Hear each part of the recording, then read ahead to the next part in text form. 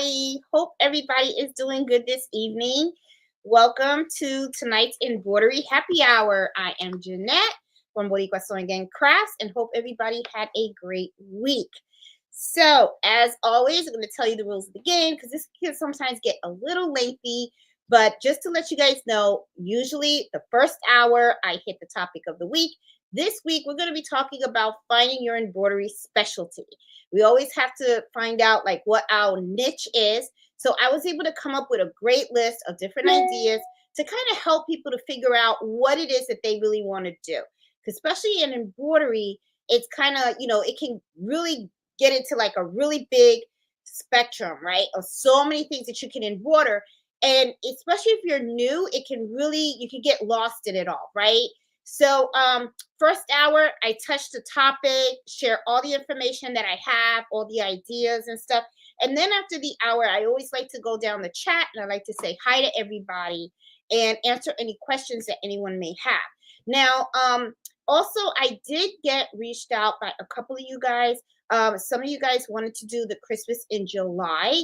I will be hosting that again this year. As we get a little closer, I will let you know when I'm going to open up the registration.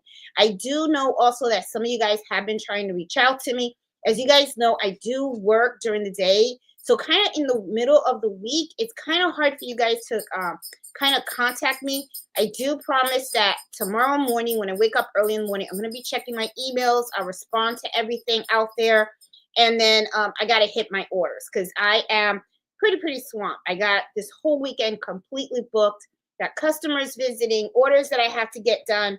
And I'm also going to videotape some of those orders as I do them. So that way you guys can see how some of these items are done, how I embroider them, okay? Because some of them are going to be kind of new items, okay? So now let's talk about this topic. Enough of this wasting time. All right. What I really wanted to talk to you guys about is finding what is going to be your embroidery specialty. A lot of times people struggle with this. It's like they want to get into the world of embroidery. They love doing it. They think it's lots of fun. They want to somehow, make it profitable for them, but they don't really know what to start, right? Or they really don't know what should be their specialty. So I'm going to break it down in two little areas. And from there, we're going to expand it a little bit so you guys can get some ideas. And I'm hoping that this will kind of help some of you guys out there because this is something that I kind of did on my own and it helped me expand. And I think that this will probably help a lot of you guys. Now, when I first started embroidering, as I said, embroidering can be really big out there. You can end up embroidering so many different items. If you always hear people say, if you can hoop it, you can embroider it. Sometimes that's true, sometimes it's not, because it also depends on the material and everything like that. But one of the things is that a lot of times people really don't know what should their specialty be, and it can really get a little bit difficult, to figure out because you really want to do something that you are really good at and also that you enjoy. So when I started, one of the things that I liked doing was really home decor, right? And I really liked doing the kitchen towels. I thought that kitchen towels were something that can be really unique and something that you can really personalize to a specific person, right? And it can make it their own. A lot of times you walk into like different stores, Walmart, Target, or maybe even the dollar store, and you do see some really cute kitchen towels hanging there, and they have some really cute designs and some really cute sayings, but sometimes it's not very unique, right? It doesn't, it's kind of like a common thing, like, welcome home, welcome to my kitchen, something really common. I really wanted to create kitchen towels that kind of really kind of honed in on the people's personalities, their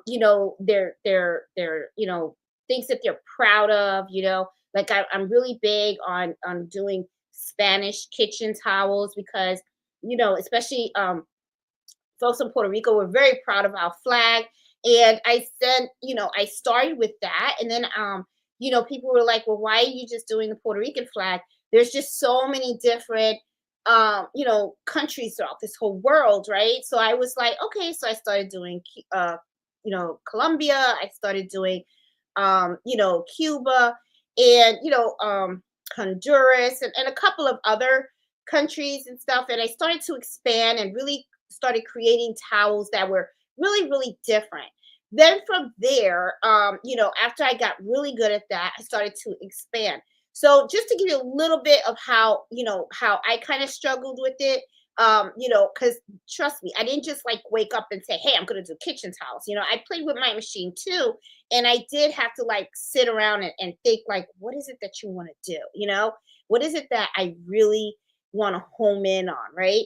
But there is two areas that usually you really need to be thinking about when you're trying to figure this all out on your own. The two areas is, first of all, who is the customer that you want to service? Who is it that you want to embroider for? Okay, like for instance, do you want to embroider for a particular target area, right? Or like, do you want to embroider for children? Do you want to embroider for particular ethnic group, right? Do you want to embroider for organizations or churches and stuff like that? The other thing that you need to also think about, not just who you want to embroider for, but also think about, what do you want to embroider? What do you enjoy embroidering? What do you like embroidering, right? It could be something like, I like to do hats, or I like to do kitchen towels. I like to do dinner napkins. I like to do patches. I like to do jackets or clothing, shirts. Maybe I like to embroider on pillows. Maybe I like to do bed sheets, or blankets. Maybe I want to do, I don't know, Easter's coming up, Easter baskets or something. What is it? What are the items that you really enjoy working with, right? The type, and the reason why I tell people is, think about the products that you want to embroider on. The reason that to me is really important is because you want to be able to work with materials that you feel comfortable with, right?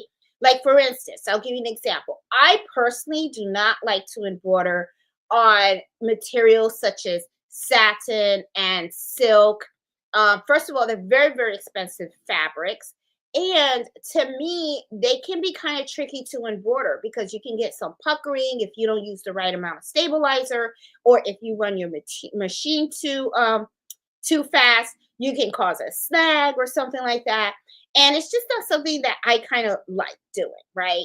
I'll do it if it's for me, but if a customer comes to me with a particular product and I see that it's kind of like silk or satin, I'm kind of like, Now, I did at one time, using my SC1900, I did embroider on a good friend of mine's skull. I think they call it a scroll or something like that. When you graduate, they put that thing around their neck. I forgot what it's called.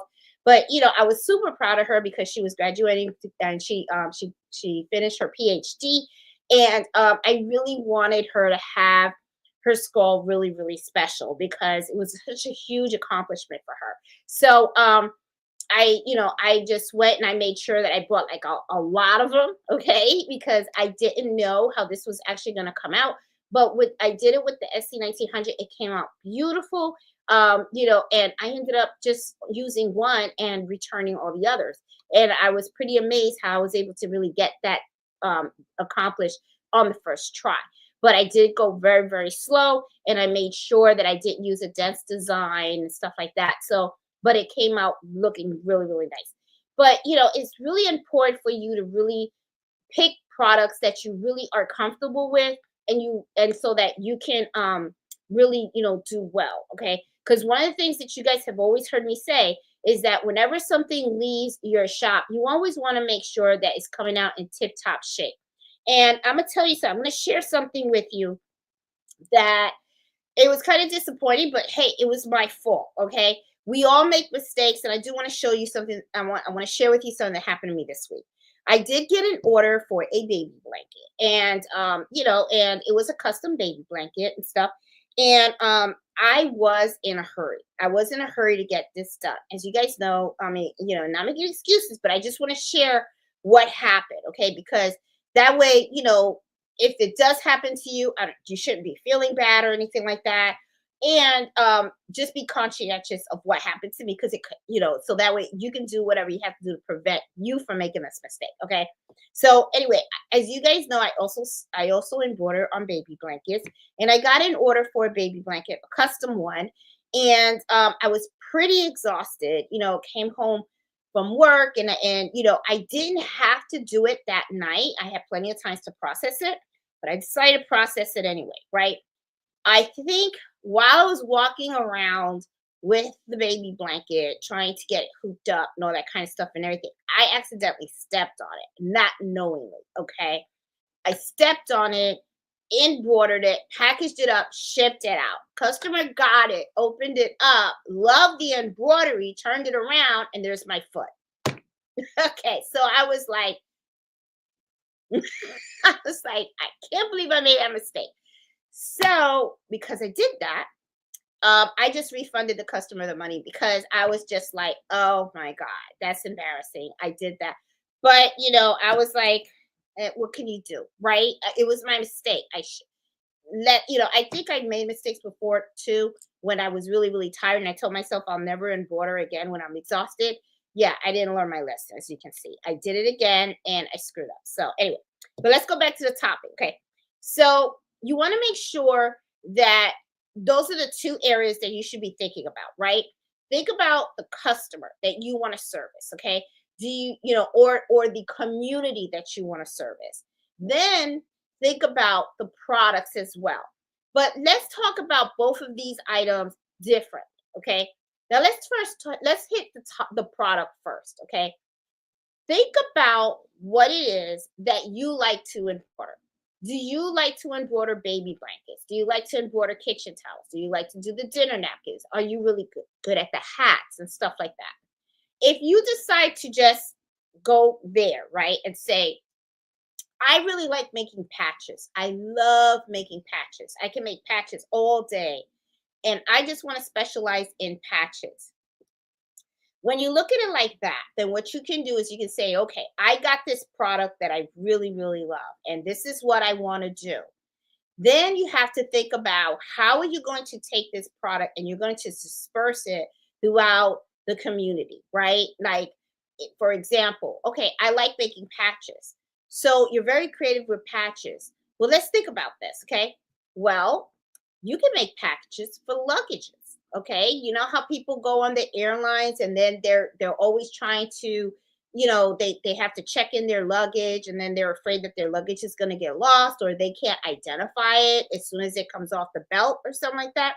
You can go ahead and you can create patches, personalized patches. So what you can do is you can say, oh, I'm going to target with this product. I'm making all of these different patches, and I can do luggage tags. Well, I can target traveler. So what you can do also is you can send a sample to, like, maybe a traveling club, or if there's some Facebook groups out there where people like to share traveling experience, you can go and advertise there and say, hey, I make these luggage tags in case anyone is interested. And right there is where you start to kind of like connect the product that you like to embroider with the community that you can actually sell to. Okay.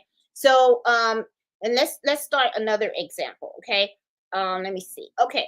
Let's say that you love embroidering kids shirts, or I know that birthday shirts are pretty popular at one time. I don't know if they still are. Or or baby clothing, right? Let's say, okay, let's go a little step down. Let's say newborns, baby clothing and stuff, because I have a girlfriend that just had a baby right now, so I'm going to be embroidering a bunch of baby clothes for her. So let's say newborns and everything. Well, what you can do is you can create gift baskets for newborns as gifts for baby showers and all that kind of stuff. So what you could end up doing is you can target new moms. You can, and advertise to new moms, pregnant women, start looking for, communities that of new moms that are getting together and stuff like that. Or even you can go to daycares and stuff, and you can start advertising some of your products there. And so it's kind of like, I guess I hope you're seeing what I'm saying is, you have like a product that you like to do. something that you're really, really good at. And then what you're doing is you make that connection between your product and who you can sell your items to. Okay.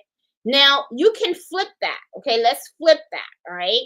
Let's say that you've been embroidering for a while. Now, before we flip it though, I do want to say one thing. If you are brand new into the world of embroidery, I honestly recommend that the route that you take is find the product that you like to embroider and then find a community that would like to get that product.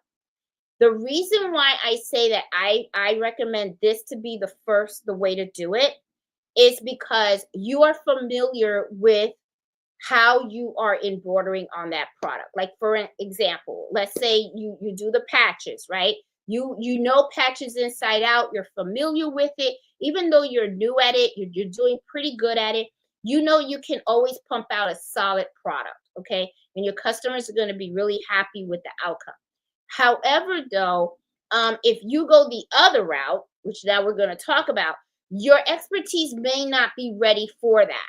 So now let's talk about doing it the other way, okay? All right, here's Jeanette, and I'm saying to myself, okay, you know what I want to do? I want to target organizations, okay? I want to be able to embroider polos and do logos for small businesses and different organizations, which is something that I do, right? And so what I'm going to do is I'm going to go over to these little organizations, these clubs. I'm going to take their logo. I'm going to get it digitized. I'm going to embroider it, put it on a polo, and give them all samples and stuff like that. Okay. Now, the thing is when you are targeting organizations, okay, like churches, schools, other small business owners, and all that kind of stuff, is that you are specializing on their logo. But the thing is, they could want that on several different items. They could want it on a hat, they could want it on a jacket, they could want it on a sweatshirt, on a polo shirt, they could want it on bags. Okay. So your expertise is going to have to be on a whole other level. Okay. Because not only are you going to have to embroider their logo, but you're going to have to learn how to embroider on different types of fabrics, different types of materials, know how to hoop different products and all that kind of stuff, right? So that can get a little more difficult if you are not that experienced. Now, if you are experienced, you're going to rock it. You're going to be like, oh, not a problem. Okay, what do you want? You want a hat? You want a shirt? You want a sweatshirt? Not a problem. Been there, done that. I'm good. Okay, then you have no problem and stuff. But just know there is no right or wrong. Okay, you can go the route of I have a product and this is what I'm really comfortable with. And I given an example in the past where I have a girlfriend who she has an embroidery machine, single needle, flat bed. Okay, she just got her SC 1900 5x7. All she does is baby onesies. That's all she does. That's her product. And what she does is she does the baby onesies for newborns and all that kind of stuff. She will not do, I asked her once, I said, hey, you like doing that stuff. Why don't you do like the birthday shirts? She's like, nope, that's not what I want. I want to do baby onesies only. So she does nothing but the baby onesies. Okay. She won't even touch the blankets. I mean, she could do it. She knows how to do it, but it's not her thing. She doesn't want to do that. That's her thing. So her thing is that's the product that she likes. And she already knows she's targeting new moms, baby showers, and all that kind of stuff. And, she goes to the hospitals. She drops off samples all the time and everything like that. So she does pretty good. Okay. But if she wanted to flip it and say, I don't just want to do that product, I just want to cater to children, then she could open it up to bibs, baby blankets. She can do her onesies. She can do shirts. She can do hats. She can do baby gowns. Okay. She could do the car seats or stuff. She could do, a whole bunch of different stuff. Another example of that is pets. Okay. A lot of times, people always embroidering for other people and stuff like that. Pet is a big industry. Okay, everybody loves their pets. I love my pet. Look at that right there. Okay, he's oh, I guess he took my shoe. Okay, so anyway, but pets, huge industry. Okay, it's really, really, really big. Okay, I mean, people love their pets. Sometimes they love them more than their kids, So, I mean, they have clothes for their pets, they have dog leashes and stuff.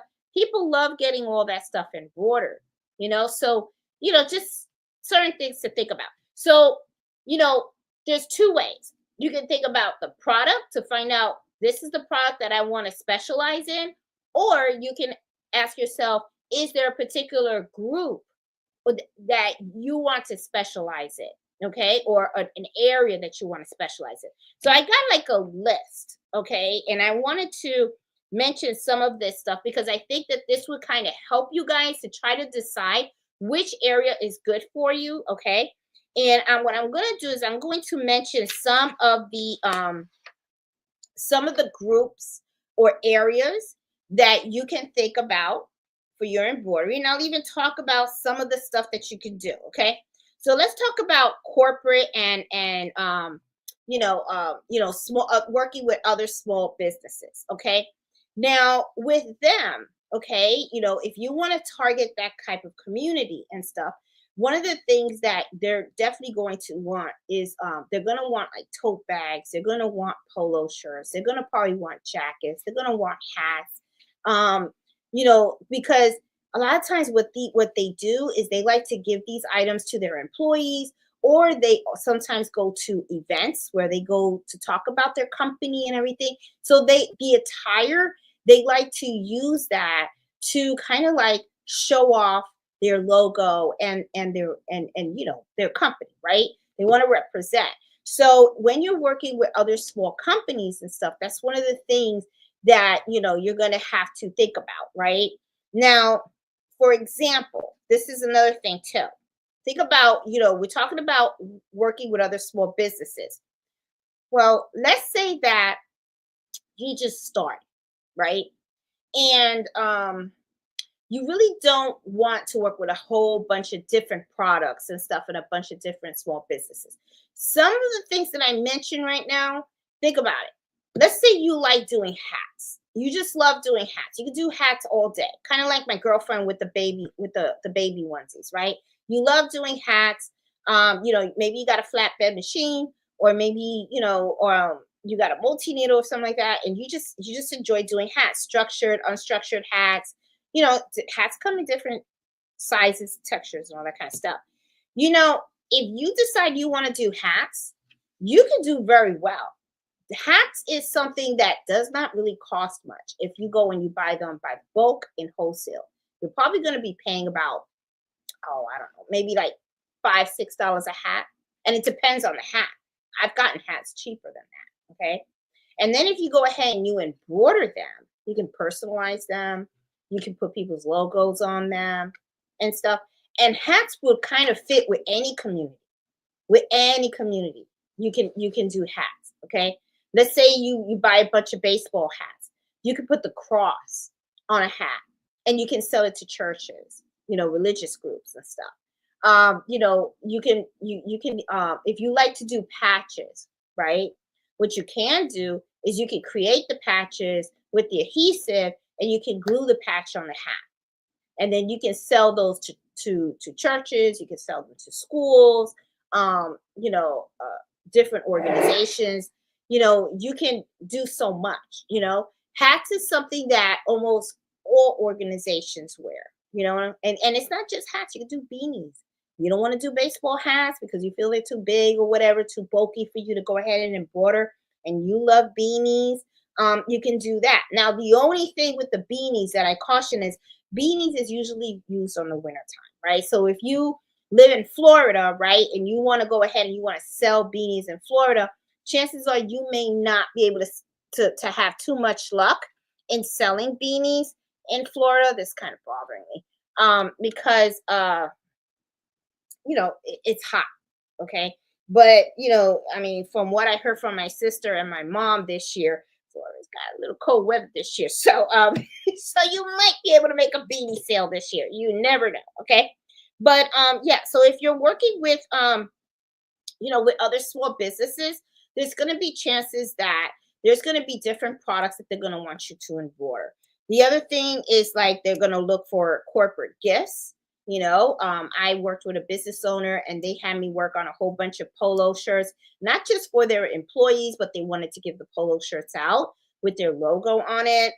Sometimes also my stepson Justin, he owns his own mechanic shop, so I embroider all of his work uniforms. Okay, so with his business logo and stuff like that.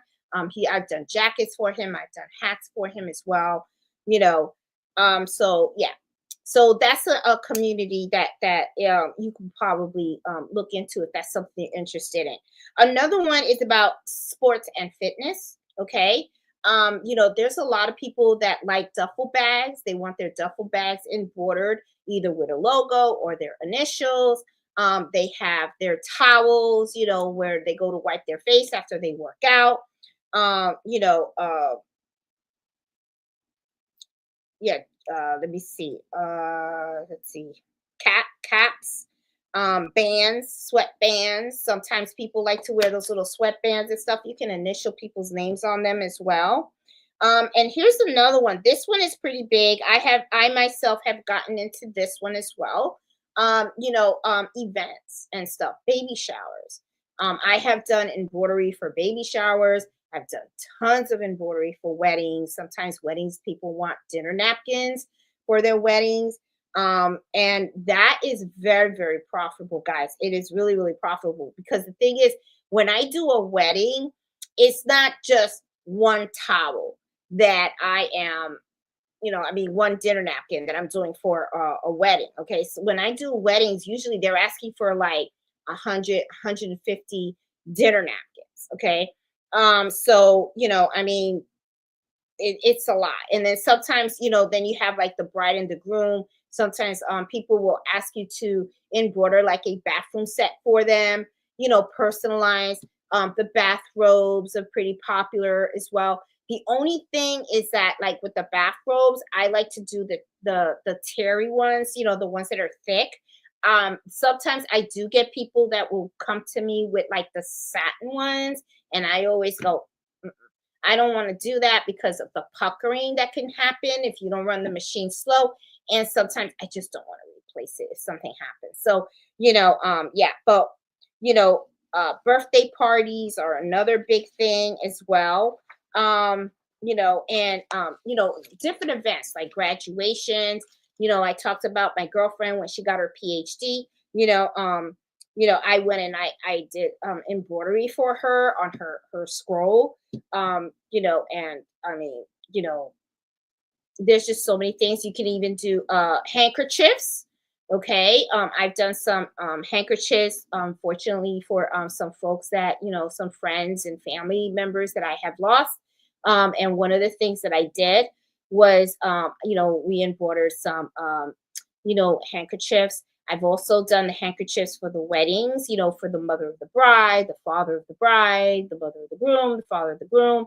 And sometimes also, as gifts for, the sleeves, you can do that, and stuff.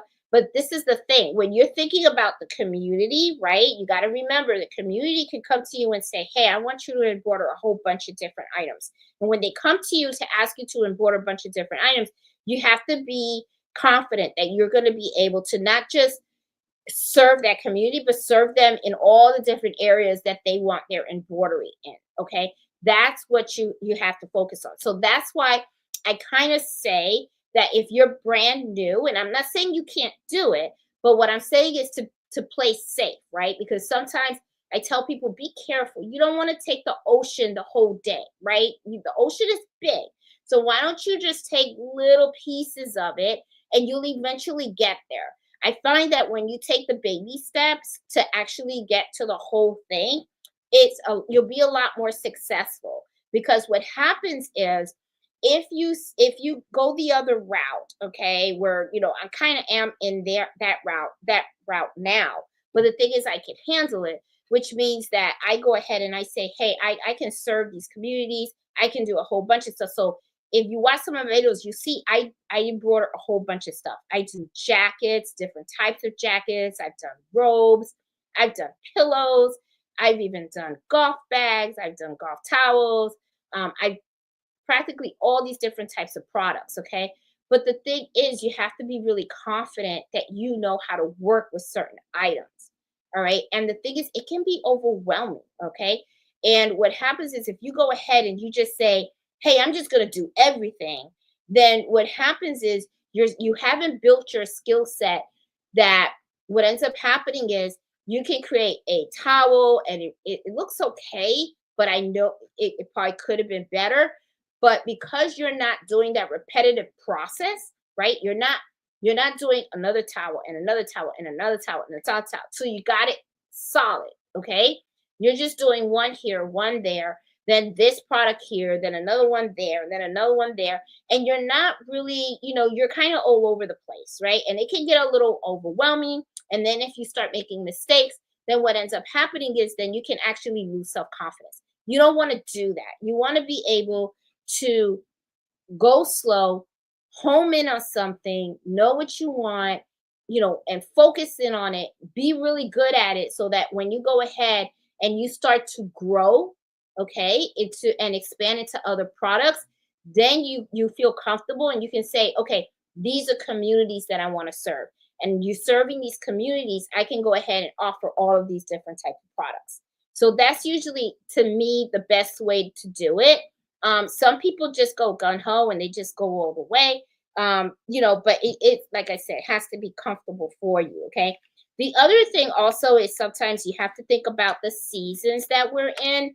A lot of times people, what they'll do is they just like to focus on providing seasonal products.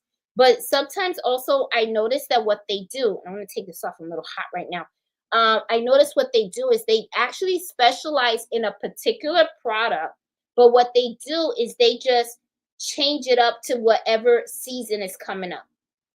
Perfect example of that, children's wear, clothes, right? Sometimes what happens is you can go ahead and you can embroider the most cutest Christmas shirts for kids. Then you can do the Valentine's Day shirts for kids. Then you do the Easter, back to school, Halloween, Thanksgiving, all the holidays that come up. Then you can just, and if you think about it, you're just servicing children, but at the same time, you are specializing in that one product. Okay. But with the different holidays, you don't just have to do that one product. You can do a whole bunch of other stuff, right? Like you can do bags and all that other stuff for children or whatever audience you're trying to target and stuff. Now, also let's think about this when we're talking about when we're talking about um other small businesses and stuff. One of the things that I do is I actually have contracts with certain other business owners where I do all of their embroidery work. And some of them actually are in the restaurant business, some of them are medical doctors, and some of them are construction workers. And what I do is, I work with them with their logos and also providing them the different products that they want. Now, the thing is also is when you are dealing with other uh, business owners, one of the things you have to take the time to learn their business. Okay. Now, there's a reason why I say this. Let me give you an example. Restaurants. Okay. I have a couple of clients that they are restaurant owners, and I do the embroideries for their businesses. One of the things is because they're restaurant owners, I already know that because that's their industry, right? There's going to be certain products that they're going to want embroidered, okay? They like their dinner napkins because they like to make sure that their company's logo is on the dinner napkin when they place it on the table for their customers. They also like their employees to wear aprons. They also like the kitchen staff to have their hats. So I already know that working with certain restaurants, there's going to be certain types of products that they're going to want me to embroider for them. Okay. Sometimes some of their waiters and stuff have polo shirts.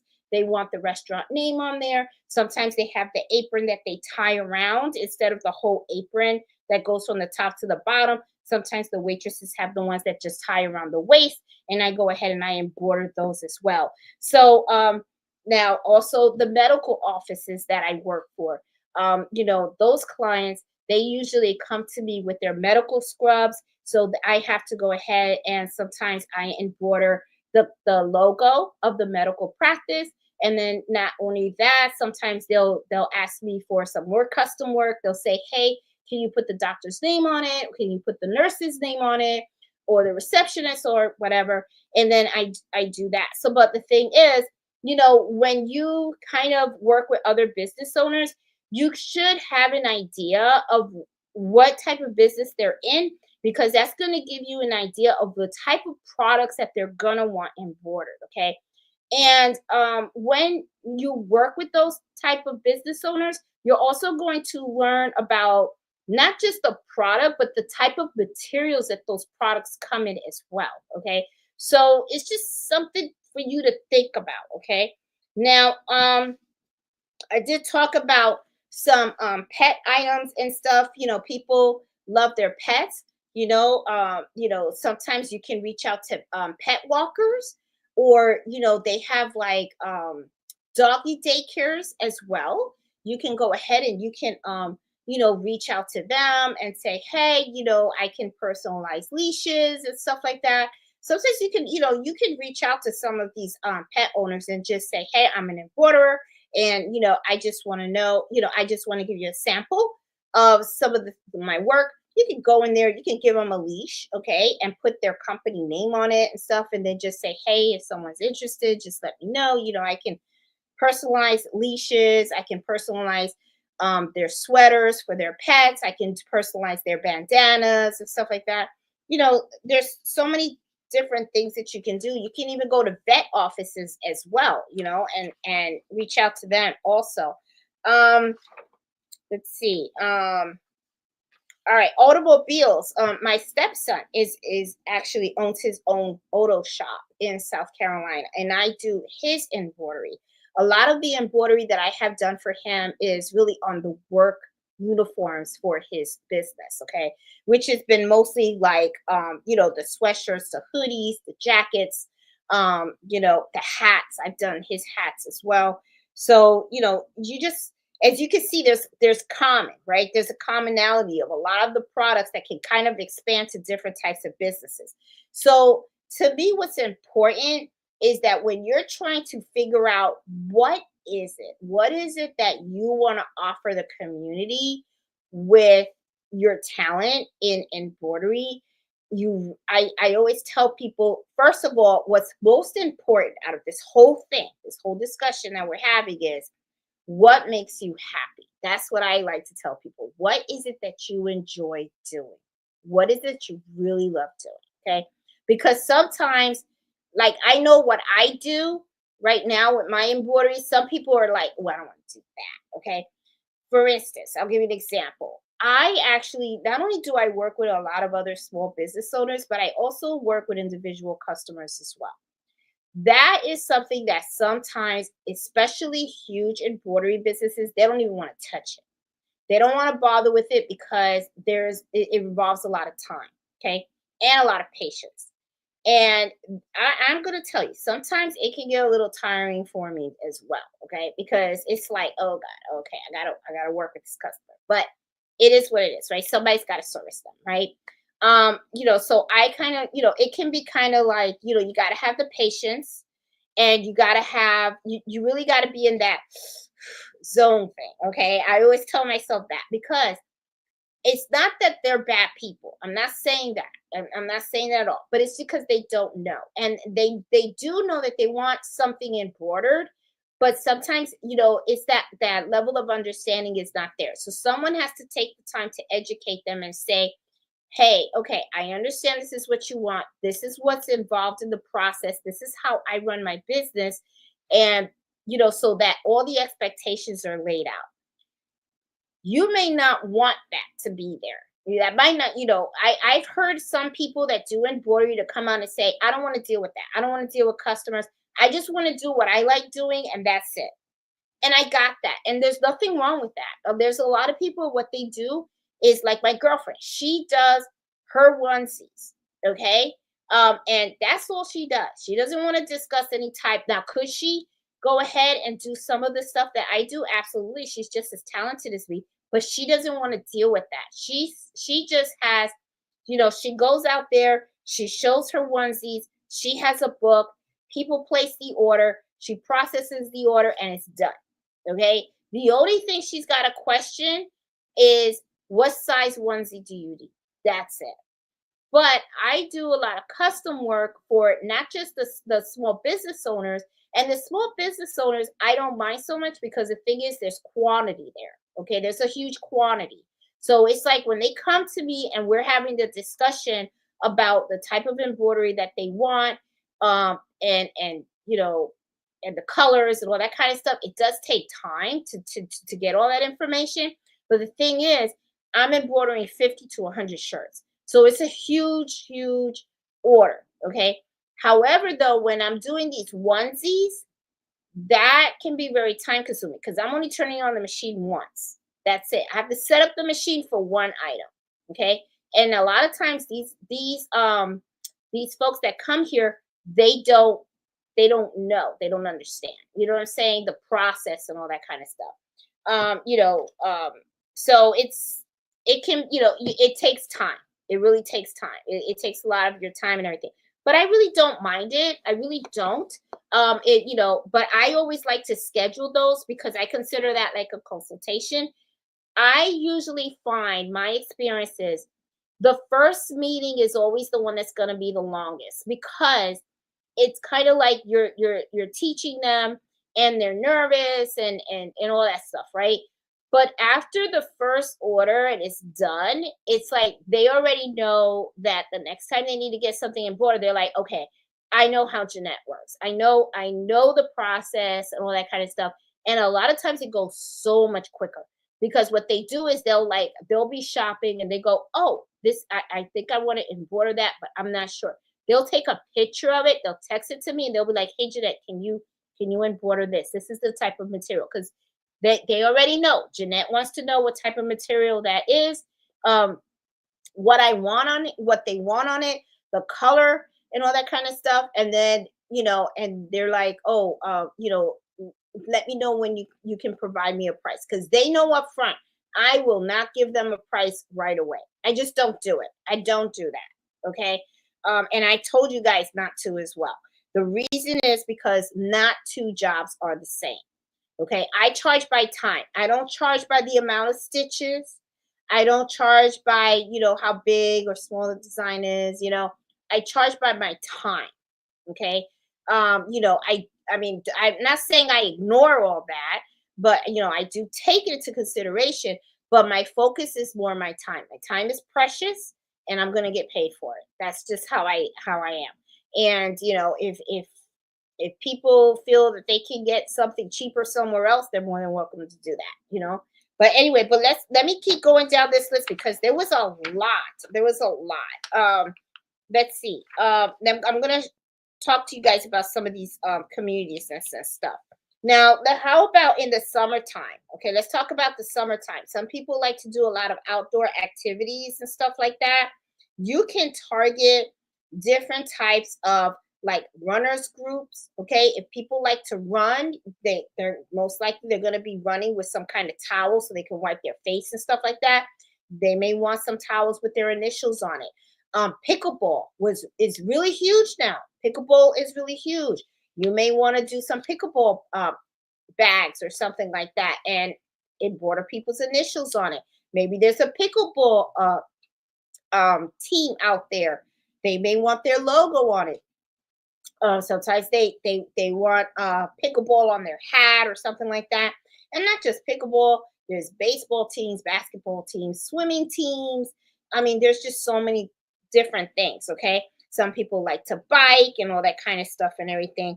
And there's different equipments and stuff like that that they use. So, like I said, they may want you to embroider something on them. Okay.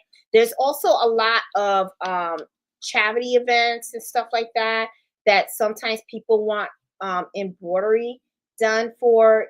Sometimes like you know weddings. That's not a charity event, but sometimes schools, organizations, they have charity events and they need some advertisement and stuff like that. You can go ahead and you can do that. Let's see. Let me go through this list here. Um, you know,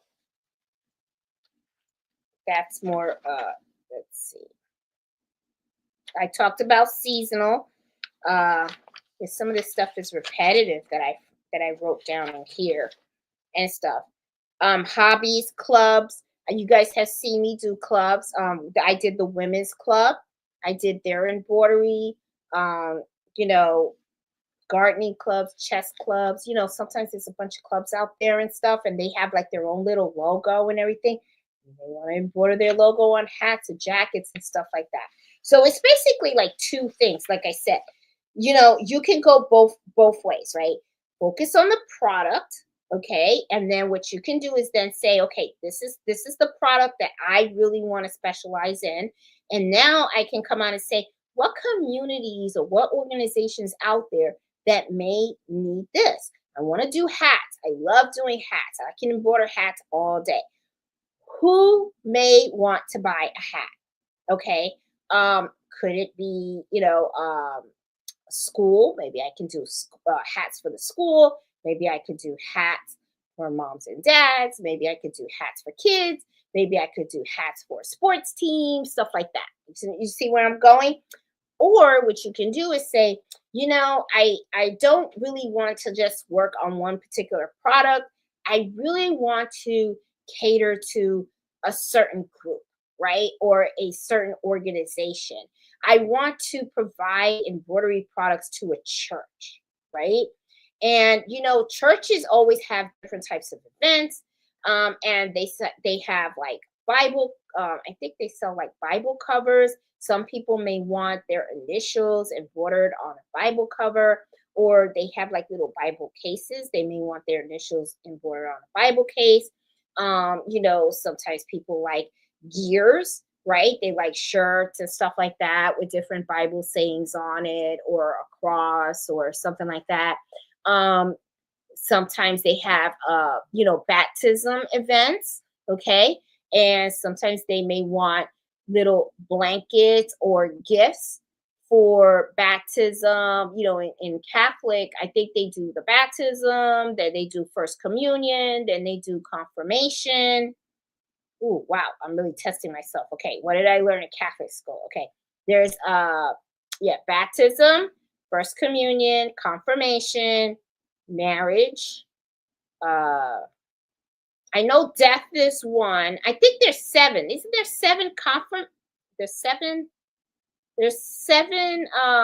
What do they call that? See, oh my God! If my mom was to see this, she'd be pissed. She'd be like, "All those years of Catholic school, you don't know."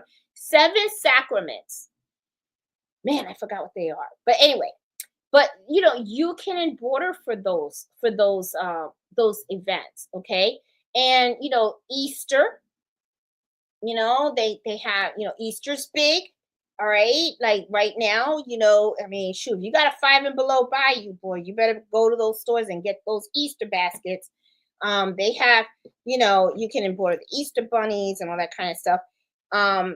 Yeah, so there's just so many things that you can do. There really is.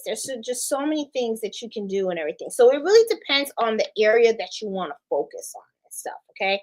So, the reason why I wanted to talk to you guys about this is because what happens is, so a lot of times, I sometimes will get like a message or an email from a subscriber or something, and they'll be like, hey, I got my machine, and now I don't know what to do with it. Or, I want to do this, but I don't know where to start, So I kind of figured this would be something really good to talk to you guys about, to give you guys ideas, because, it can get kind of daunting. right? It's kind of like picking a name for your business, right? You want to do it right. And the thing is, if you do it right from the beginning, you really can, you can be pretty successful. Now, I'm not saying that if you make a mistake, you're doomed for life. I'm not saying that at all. We all make mistakes. I've made them. Okay. I changed my business name. It used to be Uniquely Transformed. Okay. Why did I think Unique Transformed? I don't know. And now I got Unique Designs for You. Why I picked that? I don't know either. I should have picked something else. I really should have. Okay. But hey, it is what it is.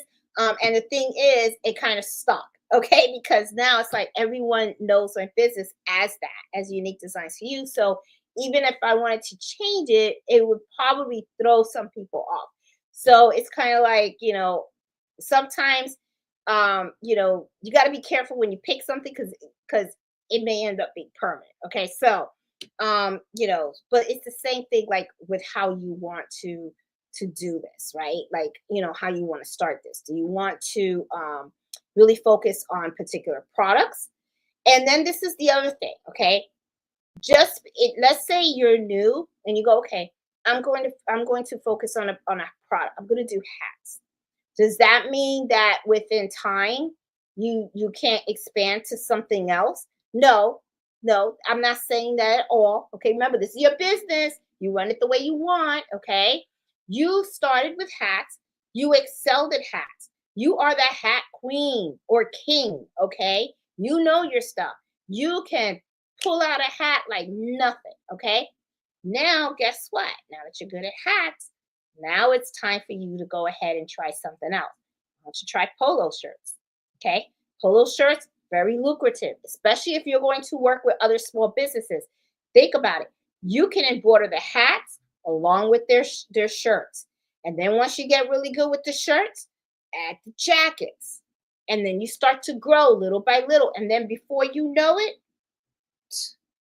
people know you as like, oh, you got a business? Well, you need to go see that.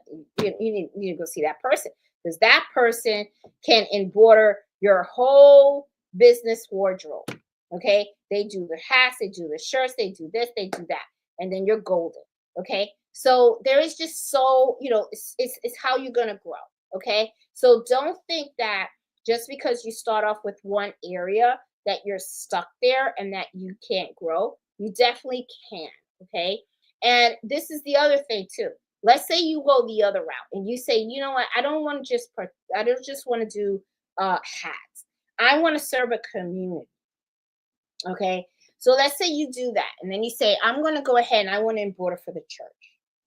And baptism time comes and everybody wants baby blankets and stuff. So you start embroidering that. Then all of a sudden, Easter comes and they're like, can you do the baskets? You start to embroider that. And then all of a sudden, something else happens, right? And then you got to do embroidery for something else. Like maybe they want you to do shirts and all that kind of stuff. And then let's say that you're kind of like, ooh, this is getting like intimidating because I've had some people reach out to me and they tell me that they're like, you know, I wanted to do this and but then all of a sudden I got intimidated or I don't think I'm as good as doing those products as I was with other stuff. That's okay. I mean that just means it's not your thing right now. Okay. And I'm not and the reason why I say that means it's not your thing right now is you're just not ready now. As your expertise start to grow, trust me, you'll get there. It's just not today. It's going to be sometime tomorrow. Okay. So, and that's the other thing. I don't want people quitting. I don't want people thinking, oh, I was trying to do hats and I screwed up, so hats ain't my thing. No, that just means that you just don't got it yet. Okay. You can keep trying and stuff like that. Go to the dollar store, buy all those dollar hats and practice. Okay. You don't think that I threw out a whole bunch of hats before I got good at it? Oh yeah, I did. Okay. I mean a whole lot of them. All right. So you just have to, you have to go slow. That's all it is. Okay. And don't compare yourself also. And this is the other thing too that I find with especially new embroiderers, they always like come on, they go, well, everybody else is doing so good. And no, no, it's not a race. It's not a race. This is you. We're talking about you. Okay. So do you. Okay. You're going to learn within time. Everyone has a different pace. Some people learn faster than others. Some people make less mistakes. Some people make more mistakes. But I will tell you this, the more mistakes you make, the better of an embroiderer, actually, in my opinion, you're going to become. Because what's going to happen is when you have a mistake, look at the mistake and ask yourself why the mistake happened. Is it because your tension was not right? Was it because you didn't use the right stabilizer? Maybe the wrong thread of weight was used or the wrong size needle. When you start to ask yourself those questions and then you start to answer them, you start to have a better understanding of why a certain stabilizer didn't work and what would work. And you have an understanding of the different types of fabrics, the different types of textures, why certain fabrics need heavier stabilizer versus why some fabrics can use lighter stabilizer. Why is it that a 40 weight thread would work in some designs or in some area of a particular design, and in other areas it won't work, and you need to switch the weight of the thread and choose a 60 weight.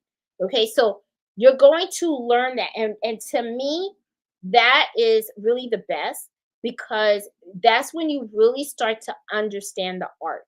Okay, that's when you really start to understand fabrics, the different textures, the different weight, the different, you start to understand it.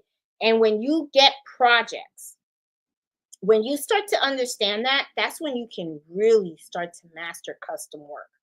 Because when someone comes to you with a design, you can automatically figure out, do your homework much quicker. You're going to know right away, oh, this design is dense, so I might need stronger stabilizer. Or this design is beautiful, it's dense, but it's not going to work on that type of material. Or this material is really light, but I'm going to need a light design, right? Or I'm going to need this type. You know the pieces, right? You know how to figure it out. And that is the one thing that I always tell people too, is that, it's more to embroidery than turning on a machine. Okay, and hooping the item and putting it under the machine. That is actually the last step of the whole process. And that's the thing that a lot of times people don't understand, especially people that come new to the game. They think that they're just going to take something, slap it on, and put that machine on. They have no idea the thought process that has to go into it. They really truly don't. And that is when they kind of like really mess up. But when they mess up, as they start to learn, then they start realizing how important it is. And especially like when I talk with customers and stuff, like I'm going to have one tomorrow that's going to come visit.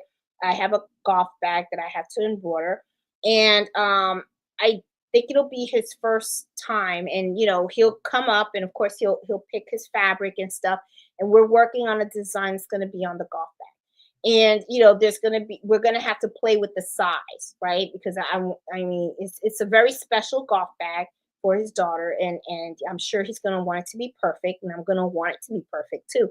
So we're gonna have to spend some time together while I resize that design to make sure that it's perfect. Okay. Once I have all of that down, while we're redesigning it, I'm sure, I'll be teaching him how the process works. And then when I get down to actually do it, I'll make sure to videotape that, so that way you guys can see how I did the golf bag. Because I thought I did in my channel that I had did a golf bag in the past, and I have done them, and I've done so many of them. And when I went to search, I didn't see the golf any golf bag on the channel. And I said, I can't believe I did so many. I never videotaped it. So I'll definitely kind of have to videotape that tomorrow as I do that.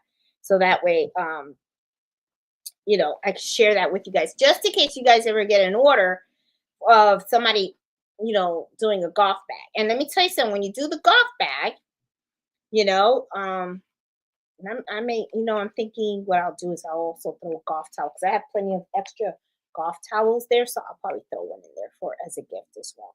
That's what I'm thinking. Sometimes I do that for customers and stuff. I'll do work on an order for them, and I'll have some extra blanks that I'm really not doing anything with, and then I'll just throw an extra for them. A little extra thank you and stuff. For trusting me with your product, all that kind of stuff. I know he's a little nervous about it because he's kind of like, well, this is a one shot deal. I'm like, sir, I'll replace it. Don't worry. But things they don't know. They don't know, but I'm sure everything will be fine. So, guys, I hope you like this topic. I wanted to talk to you guys about that, about the niches and stuff, because I find that sometimes people get a little bit overwhelmed and they get stuck in this process. They're like, I want to do this, but I don't know like what I should do. Right. And sometimes it's like what they'll do is they'll look around, they see what other people are doing, and they look at it as, well, that person's doing that. That has to be making money. So I'm gonna do that. And that's okay to do that because of course that's what you want. You want to go after where the money's at, right? But at the same time, you also want to target what is available in your area, okay? Because this is something that I always tell people. Maybe that is working for that particular person, but that doesn't mean it might work for you, okay? And I'll give you an example of that. Let's say that let me think. Hmm. What do you think, Mello? What do you think, Mello? Oh, he doesn't want me to touch him. Excuse me. Okay. So, what do you think, Mello? Let me see. I'm thinking. Okay, so like let's say, let me see, let me think real quick. Okay. Let's say like I have a contract with a hospital and I usually with a couple of medical um places. And what I look at him, he just sitting there.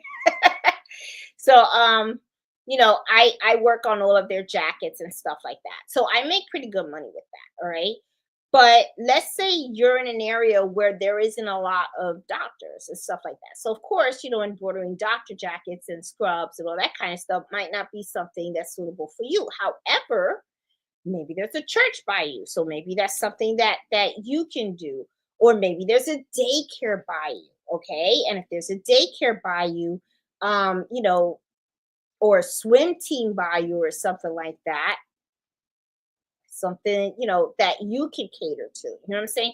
So sometimes what happens is, like you'll find somebody doing something and you think that's a good idea, then you try it out and you're like, it's not working in my community, you know what I'm saying?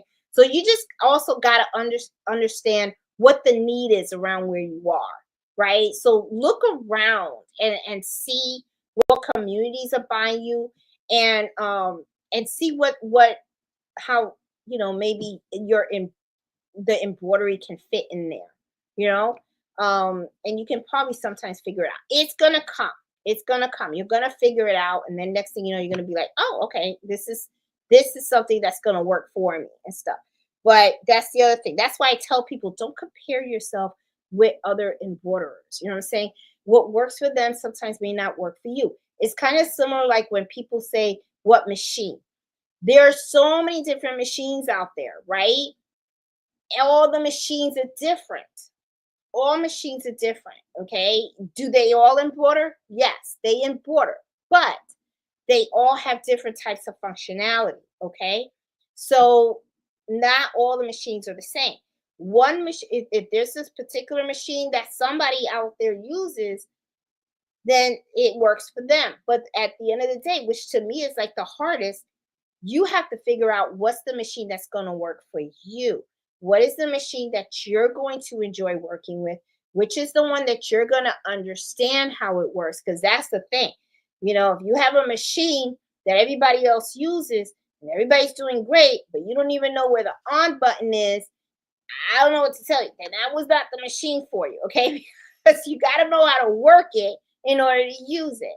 So, and for you to know how to work it, you want it to be as user friendly as possible. So, it's really important that when you go and get equipment and all that kind of stuff, you understand what you're getting, and it's something that's going to work for you. Okay, just because it works for this person doesn't mean it's going to work for you. And I say the same thing even with embroidery software and all that kind of stuff. I know sometimes that turns people off because they're kind of like, well, she doesn't push this or that. I don't push anything because everybody has different learning curve, different budget, different learning curve, and all that kind of stuff.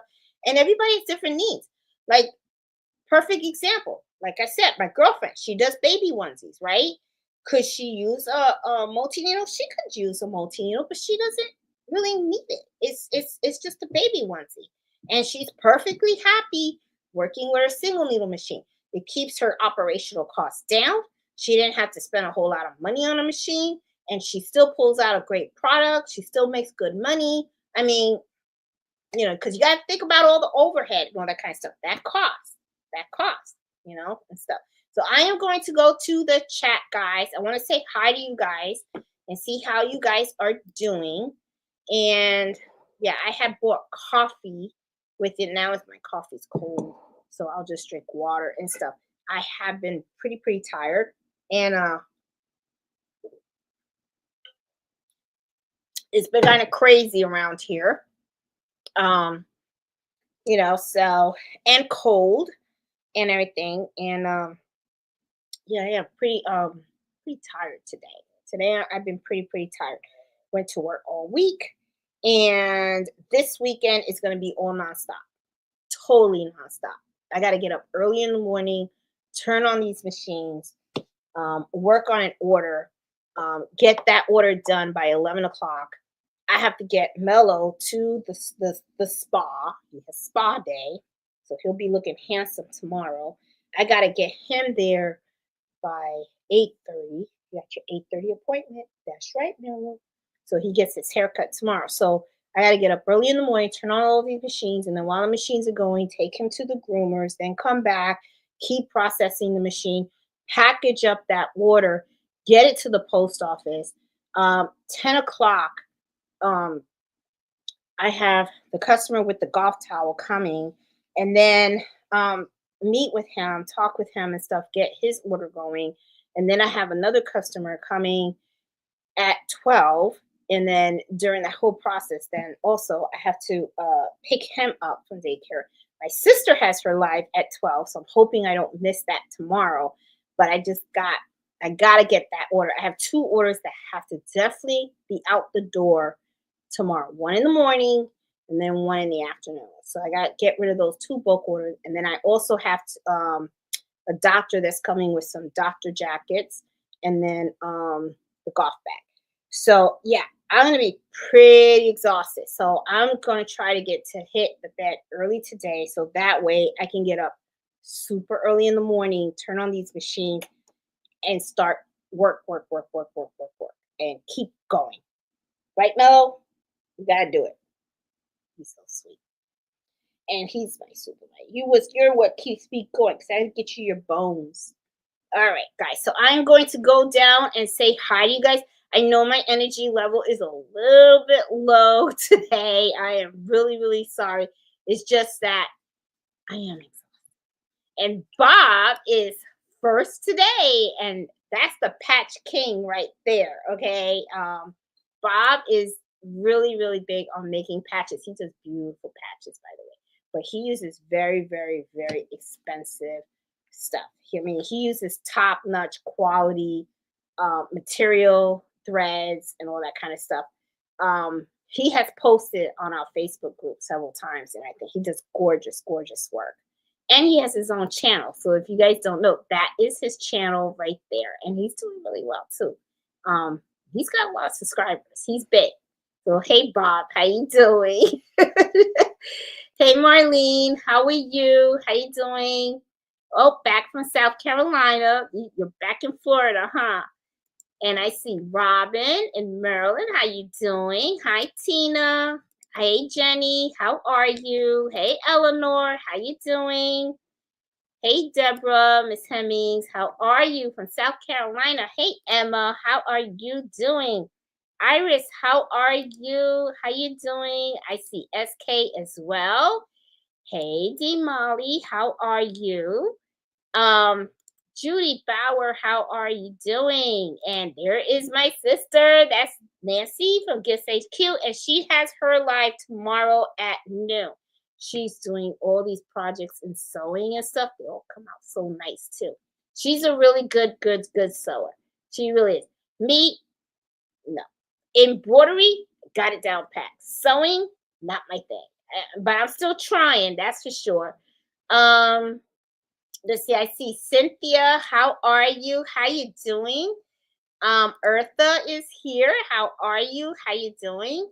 Um, let's see. Hey, baby giant. How are you? How you doing? I see Joanne and Allison. How are you? Hey, Miss McFake. How you doing? And Auntie, is something different about your look tonight? You look very pretty. Oh, have a good season. Oh, thank you. I did cut my hair. I did cut my hair. I actually cut it myself, but it's kind of flat and stuff. I have it kind of layered. I cut it myself though. I'm not gonna spend $80. I can't. I'm cheap. I'm very cheap. Just drop something. I don't know where. Oh, there it is. Okay, so yeah, but I did cut my hair. I tried to cut it a little bit shorter and stuff like that. But thank you for noticing. Thank you. Hey, pretty eyes, how are you? How you doing? I see Iris. Let's see. Hey, crafty Puerto Rican, how are you? Love your channel. She has a channel as well. She does a lot of great videos and stuff. So you guys gotta watch Crafty Puerto Rican. Jenny is really cool. Um, let's see. Hey, Alyssa, how you doing? Stroll for graduation. Yes. Oh, I did a few because I live near a university. There you go. There you go. And I will tell you, I was kind of nervous of doing it because I think it was like a satin material and stuff. And boy, I did not want to mess up Aisha's skull because I was like, she's gonna get mad. But it came out really good. It came out really good. So I was able to return all the extras that I bought and stuff. Hey, Joanna Creations, how you doing? Hey, Debbie, how are you? Um, you really put your foot on it. Yeah, I did. I did, Iris. I was like, "Ugh, what can you do? Hey, Leslie, how you doing? Lesson learned, right? Lesson learned. And I'm not gonna do it anymore when I'm tired. That's why I told myself that's it. I don't care. I'm not embroidering anymore during the week. All my orders I gotta be done Saturday, Sunday. That's it. That's it. Because I come home way too exhausted. I really do. Yeah. So lesson learned. Lesson learned. That was an order. I didn't make any money. That's for sure. Hey, Black Doll Shelby, how are you? How you doing? Hey, Vanna, how are you? Um, hey, Renee, how are you? I watched this.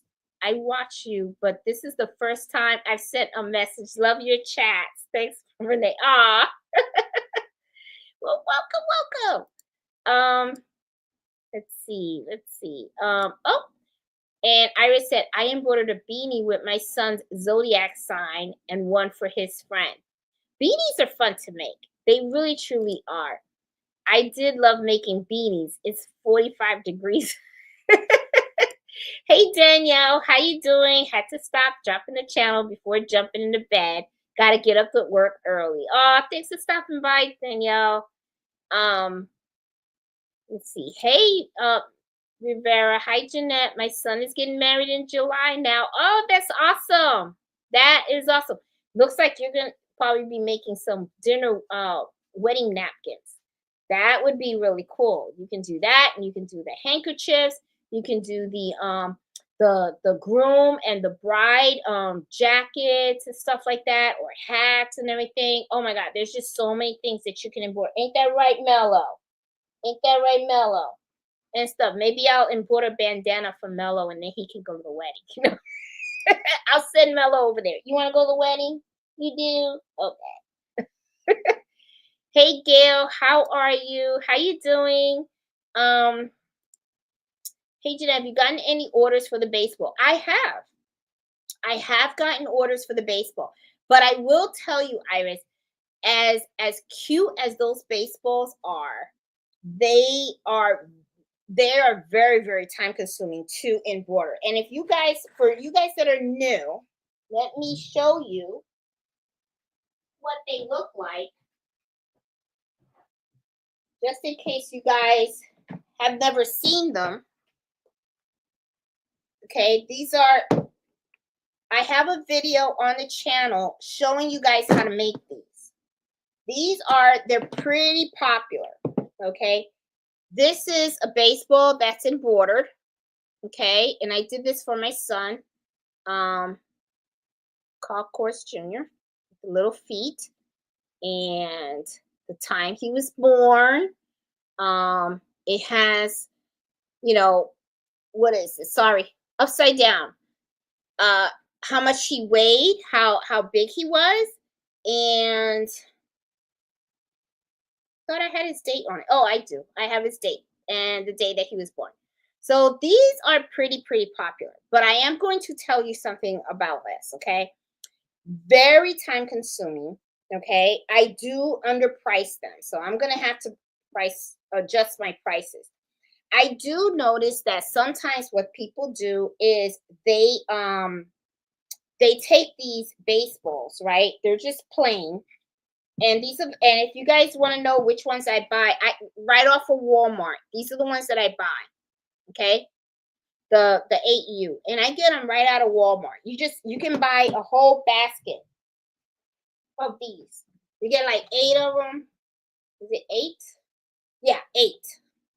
Okay, and oh, I think this is new. I don't think I opened this yet. Yeah, I haven't opened this one yet. I gotta. Oh, did I? No. Yeah, this is brand new. Well, I haven't opened it yet, but these are kind of hard to open, so yeah, I won't open it. But it's just regular baseballs. That's all it is. Okay. And in the video, as you notice, if you look real quick, you know how they have the little markings and stuff. I show you in the video how to get rid of all that and all that kind of stuff, and how to embroider it and all that stuff. So, they are very time consuming. Now, I do notice that some people, what they do is they take the baseball, they clean it up, and sometimes they'll put heat vinyl transfer on there. Okay. It's okay to do that. The only thing that I don't like about the heat vinyl transfer is that it peels. It will peel. This is actually embroidered. Okay, let me give you a close up so you guys can see. This is actually embroidered. Okay, so there's no peeling. Okay, so the longevity of this product is going to be, it's going to last as long as the ball. All right, and usually when you gift these, the parents usually like put it in a little box or something like that, right? They'll put it in a little box. Now, the other thing about these baseballs, just Iris, you mentioned it, but well, you just asked about it, but the thing is, I do these for the birth, but I'm gonna tell you something.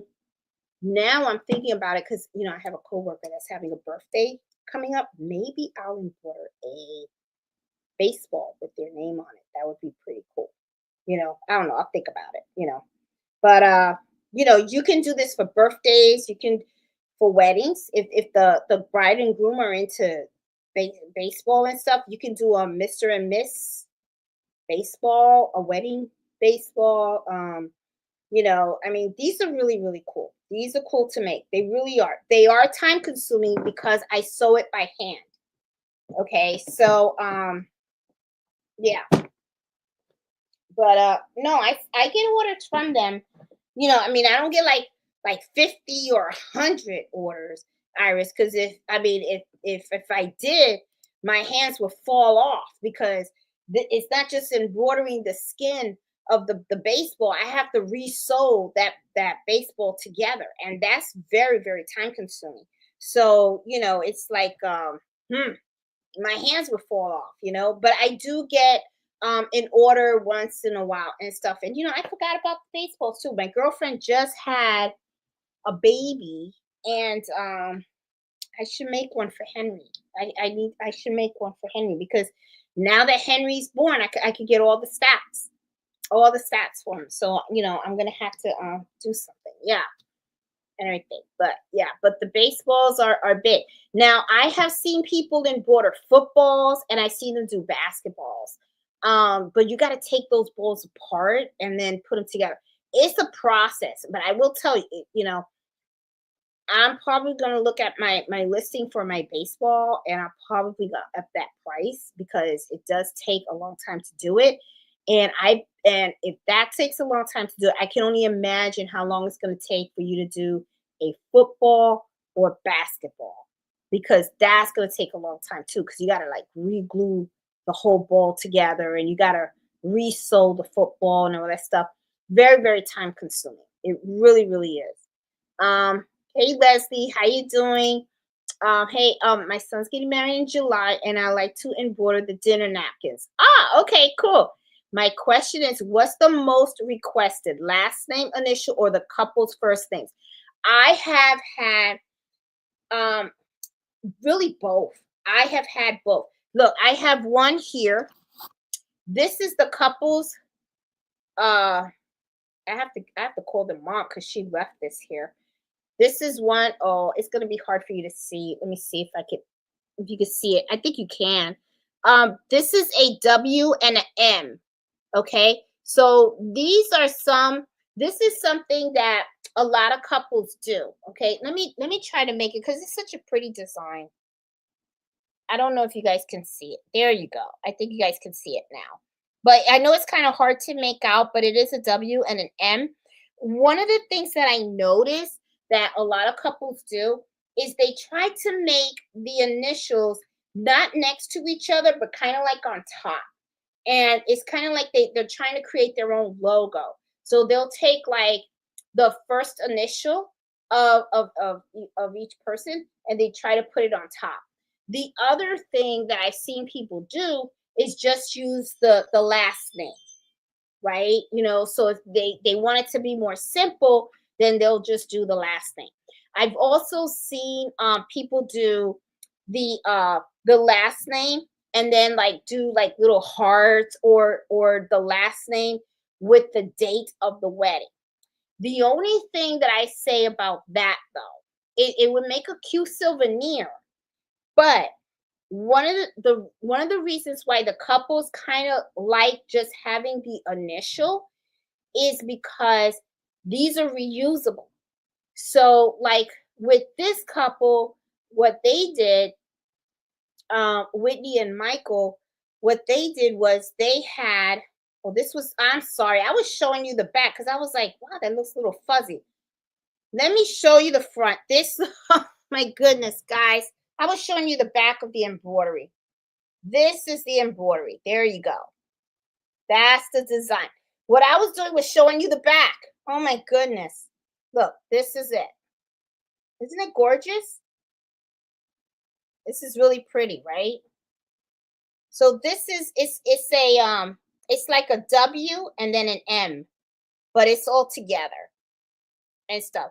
So some couples what they do is they will design something. Oh, now the glare. They will take both the initials and put it together, and they come up with some beautiful designs. And but then sometimes people want to keep it simple, and they'll just put the last name. And they don't sometimes I've noticed they don't want to put the wedding date on there for the simple fact that they want to be able to use the dinner napkins for other occasions. Like sometimes what they like to do is they like to do the dinner napkins so that way they can use it for Thanksgiving when the family comes over, and and they can use them as heirlooms, right? And they can pass them down from generation to generation and stuff. So you know, it really, what I would do is just ask the couple. Ask the couple, would you like the dinner napkins as something that you want to use in the future? Okay, because sometimes what happens is you'll have a wedding and then you'll have like all the dinner napkins, and the guests will take the dinner napkins with them. So when they don't, just grab all the dinner napkins, wash them, iron them, give it to the couple, and then they can use that in the future and then they have plenty extra. So if a dinner napkin gets ruined, you know, because of red wine or whatever, it's not a big deal. They got plenty, you know. So I hope that that helps a little bit. But what I would do is I would just work with the couple just to see what they want, you know, and stuff. So that way they can, you know, if some couples may want the date on there, you know, because it's sentimental to them, you know, and stuff. But the thing is, if you have the date, then you may not want to pass it down. But you never know. You never know. And stuff. So anyway, let's see. Let's keep going. Let's see. Let's see. I know how nice they looked, but I've seen what it took Jeanette to do that one ball. Yep, they are a lot of work. You are correct. Um, it's sewing back up that worries me the most about them. And I ain't gonna lie to you, Leslie. Let me tell you something. Every time I make one of those balls, I do worry about that too. Which, if you notice in the video, if you have watched the video, you notice that I put a lot of pins in there, and that's to make sure that the skin is back in place where it's supposed to be, so that I could resew it, because that is really important. That is one thing too. When you're embroidering those baseballs, you cannot rush the process. Okay, you can't rush taking off the lace because you don't want to tear the skin. Then when you remove the skin, you want to make sure you're placing it correctly on the hoop, because remember, you're embroidering the skin and it's on a template. So you want to make sure that you're not off, okay? Then you got to really make sure that when you are done embroidering the skin, you're placing the skin back on the baseball. And that's going to take time, and it's got to be perfect. You want to make sure, so you take your time, you use your pins and stuff. Then you got to make sure that the amount of new lace or new thread, wax, I use wax thread, that you put is sufficient to resew the whole ball, which is why I give you guys the measurements that I give you, because the last thing you want, and I'm serious, this is the last thing you want, is to be in the middle of sewing that ball and you run out of thread. It's not going to look good. You know what I'm saying? You want to use that same thread throughout the whole ball, then cut it. If you have a little extra, fine. Just throw out the extra, okay? The last thing you want is to run out of thread when you're resewing that ball. So yeah, it is a process, okay? It really is. Let's see. Nancy is just stitching away, which means that she's in there just sewing. She loves to sew. She loves to sew. Kiss HQ, what is the topic of tomorrow?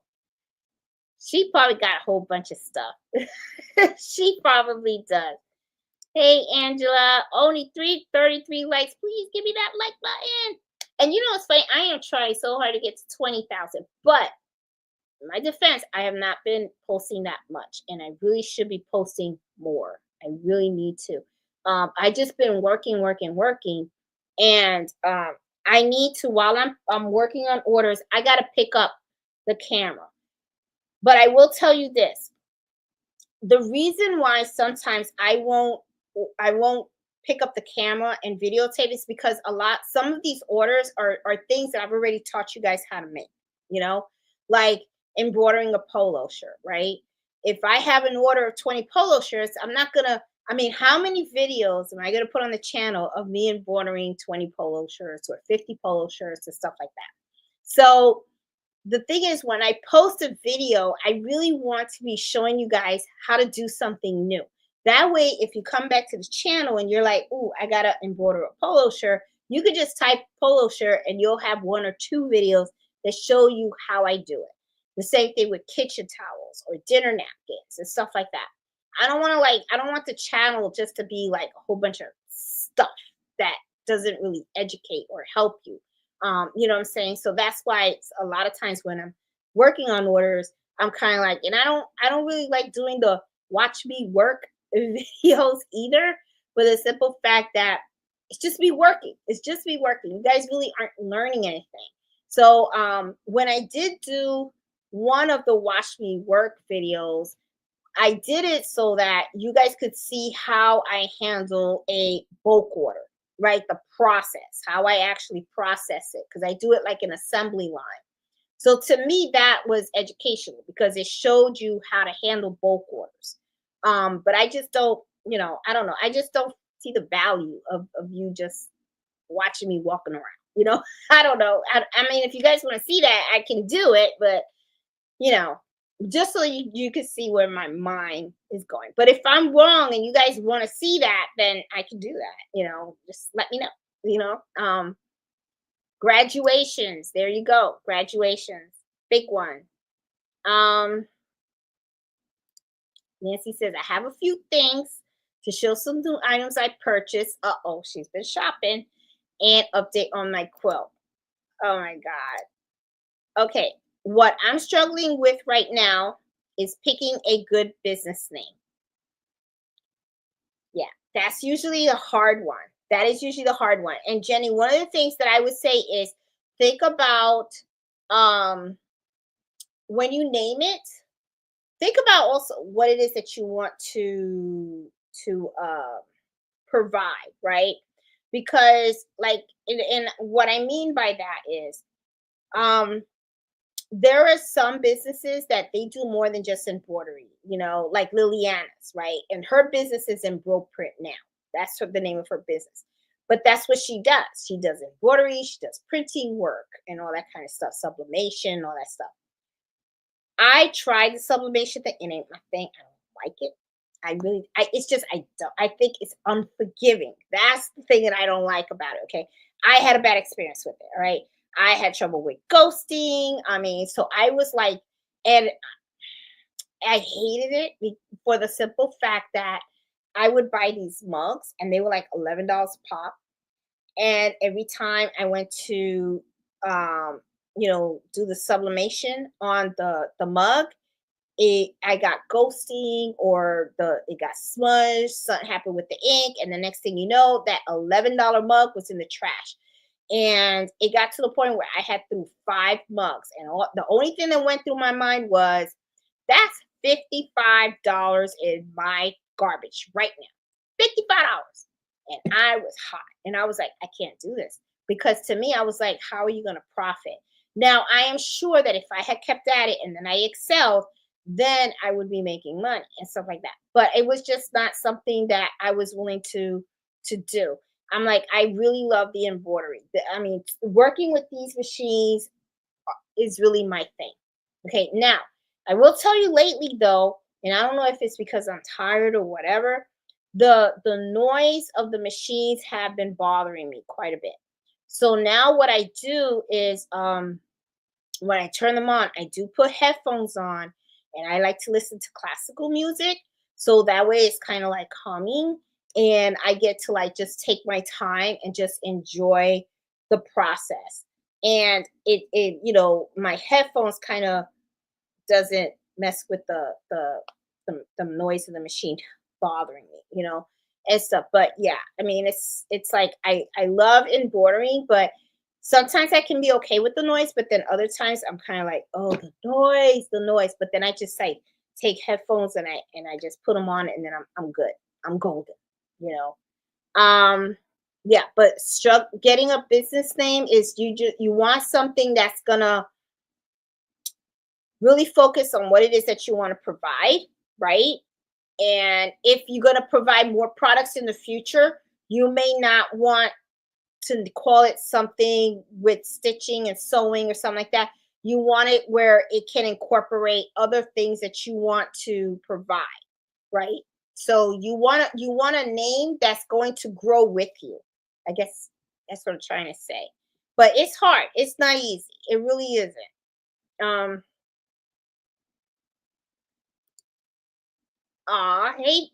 hey, Bernardino.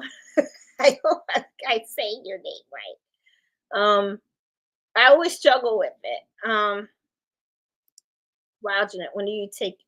I don't. And yeah, and you know what's funny, Miss Fate. I know it's gonna catch up on me. So I am probably going to have to take like I was thinking about that too.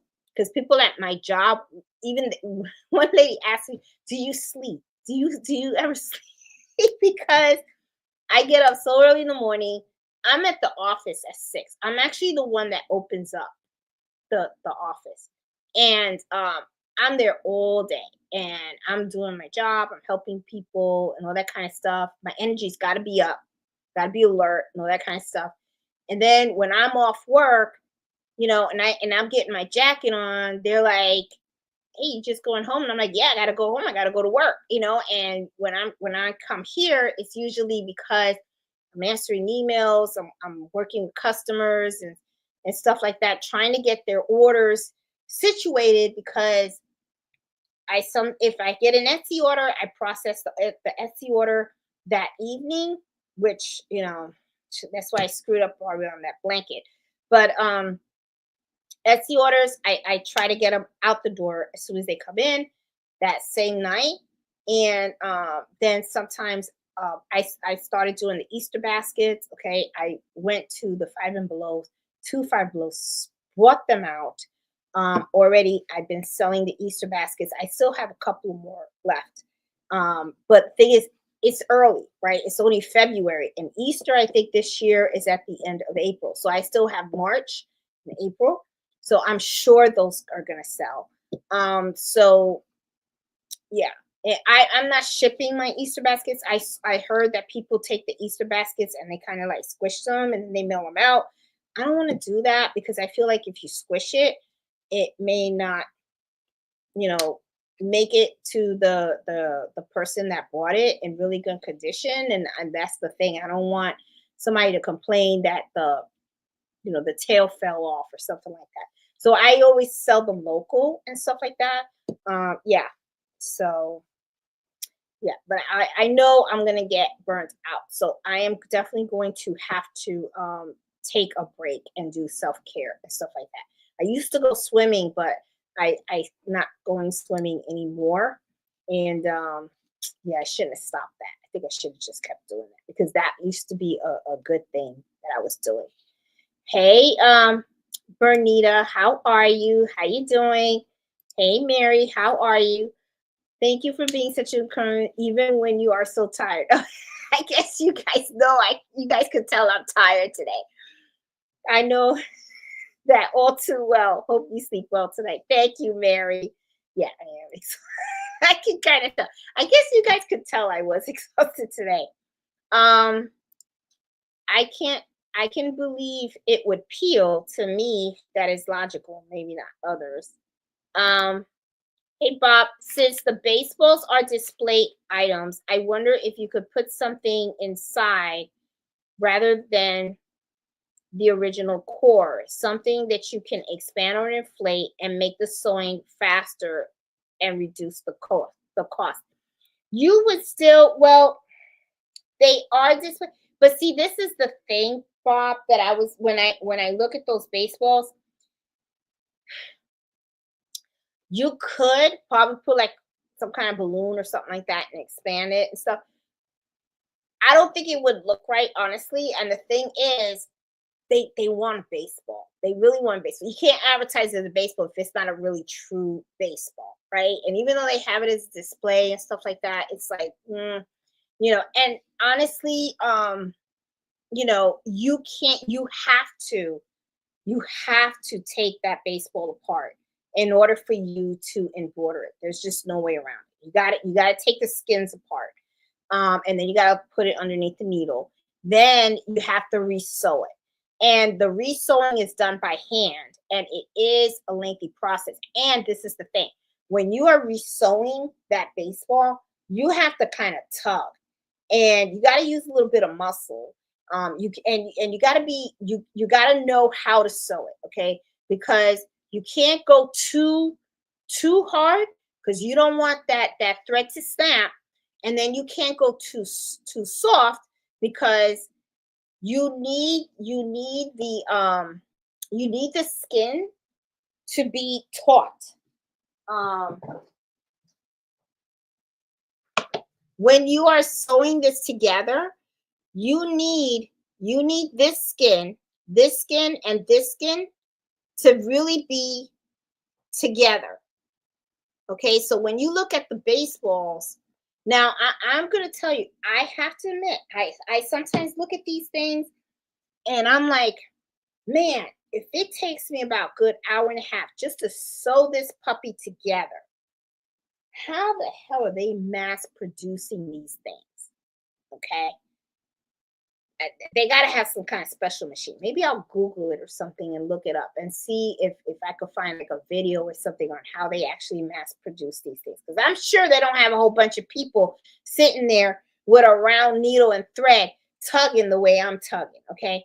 Um, but yeah, but the thing is, you wanted to have a really good, solid finish, right? See how it's threaded? See? So you want it to look really, really good and solid. So that takes time.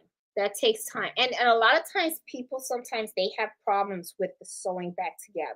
Taking it apart and embroidering the skin is usually the easy part. It's actually putting the skin back on the actual ball and then resewing it. That's the time consuming part and stuff. But yeah. But these are pretty popular. They are pretty popular and stuff. I do get orders for them. But usually what I'll do on my Etsy shop is I'll put like, listing for two. So that way, like if they sell out, I'll make them and then I could take a break. And then, because the last thing I want is for somebody to go and order 10 of these. Then I'm like, great. Then I'm really gonna like my hands are really gonna struggle with, creating 10. Like one or two, I'm fine. But to do 10 of these, that's like I'll go crazy. I won't do it. But yeah. What about stuffing? Well, I kind of prefer if you're gonna sell it as a baseball, you need to keep it as a baseball. That's just how I feel. Um, they're not gonna use it as a ball. It's just a display. Yeah, but they're still going to want it to be a baseball because you can't just say, "Hey, it's an embroidered baseball," and then they got it embroidered, but you don't know how people are going to use it. I'm just assuming they display it. Some kids might give it to their kids to play. You just never know. Um, I was thinking of doing baseballs for gifts for little league coaches with team names, date, etc., and special awards for players. And you know what, Mary? This would be a really good idea for that. That really would. It's unique. It is really, really unique. The only thing though is be prepared because if you're doing it for a whole team, that means you're probably going to be embroidering maybe 9 or 12 of these suckers. And I'm gonna tell you something, boy. Do them early.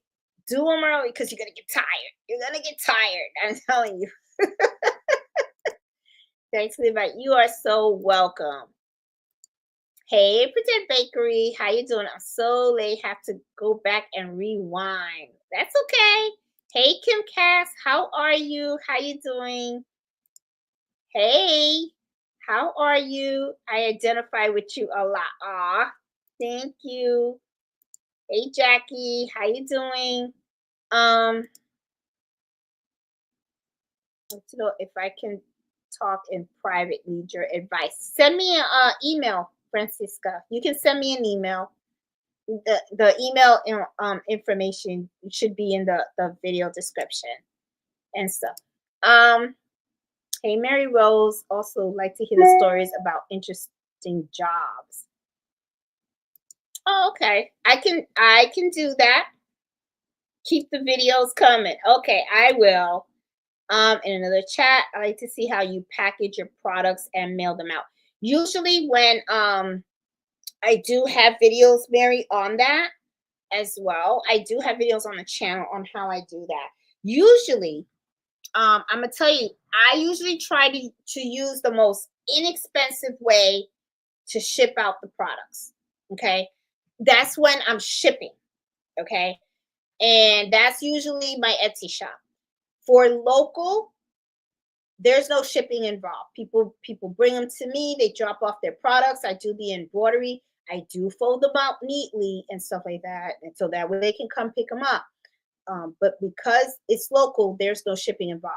But when it comes to shipping out items from my Etsy shop and stuff like that, if it's a hat, I use a box. Hats, I'm very particular about because hats are, you don't want the mailman to fold them up, crunch them up, or anything like that. So when it comes to a hat, especially baseball hats, I use boxes, and the size boxes that I use is 7 by 7 by 7. Everything else I use shipping bags because they're you know they're they're foldable, stuff like that. I always package them up in a plastic bag and then I put it in a shipping bag. The reason why I do that is because you hope that the item never gets wet. You don't know if it's going to arrive in the rain or the snow or whatever. So I always like to package the item in a plastic bag, and then I go ahead and I put it in the shipping bag just to protect the item from keeping it dirty. Not that it mattered with the last baby blanket that I stepped on. I can't believe it. My footprint was right there. I was like, ah. I was like, okay. Machines are loud. That's when you listen to crafting tunes. That's right, Nancy. That's when I got your music on. I do. Do you ever do headbands or hair ornaments? I have done you know, you can embroider headbands. Headbands are easy to embroider. Now, sewing, I'm not much of a sewist, Mary Rose. I mean, my sister is the sewist. Nancy's the sewist in the family. I try. Let's just say that I try. I've done scrunchies, stuff like that, but ornaments and stuff, no. Headbands, I have embroidered. Sometimes people have bought headbands to me, and then I'll just embroider an initial. They will sometimes want their initials on it and stuff. But if you're doing sports, one of the things you can do is you can also embroider the logo on the headbands as well. So, something to think about.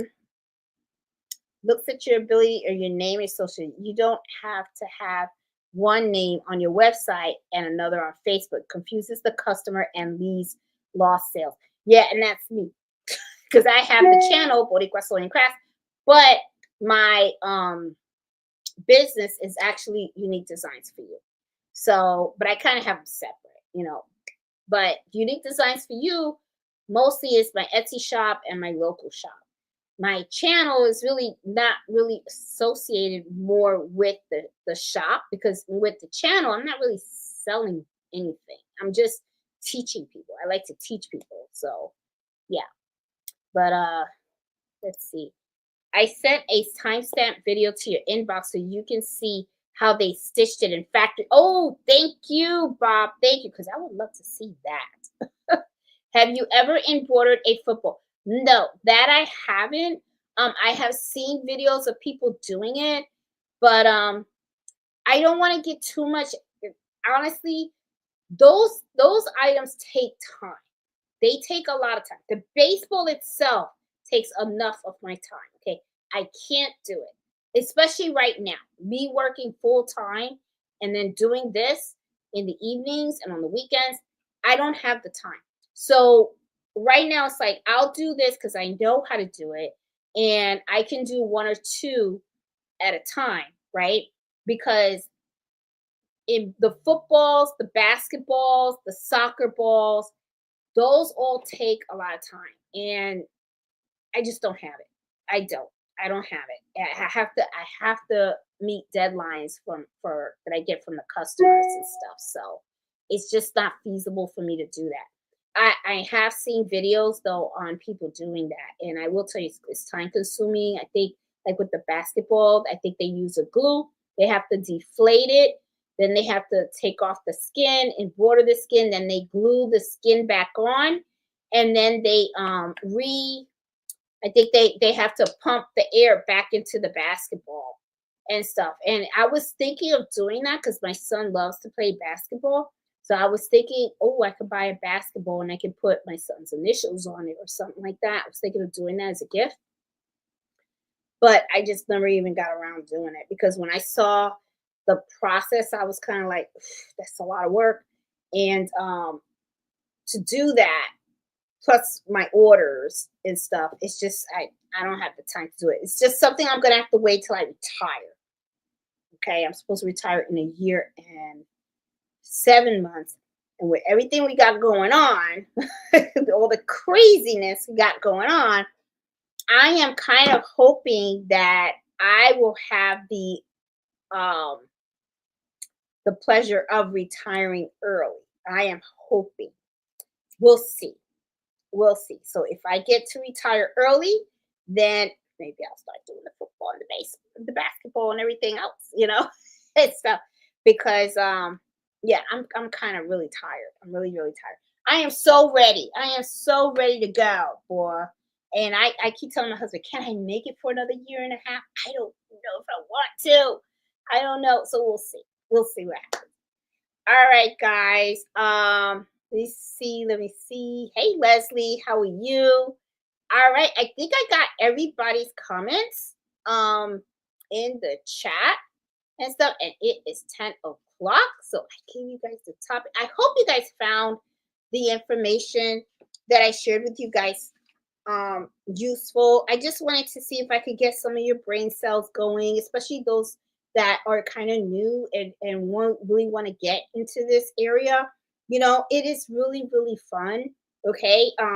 You know, I try to be as honest as possible, regarding embroidery. It is a lot of fun.